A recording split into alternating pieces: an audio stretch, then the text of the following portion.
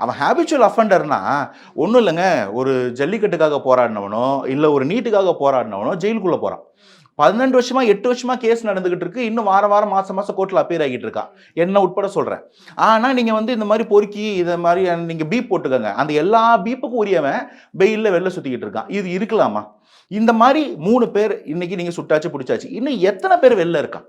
இவனால நம்ம பாதுகாப்பு. எல்லாரும் நீங்க எடுத்துக்கங்க. இன்னைக்கு அததானே சொல்றாங்க. 3 மாசம் குழந்தையில இருந்து 65 வயசு பாட்டி வரைக்கும் யாருக்குமே பாதுகாப்பு இல்லாத ஒரு சூழல் நிலவுதுன்னா, அப்ப இந்த சிஸ்டம்ல ஏதோ ஒரு ப்ராப்ளம் இருக்க தானே செய்யுது.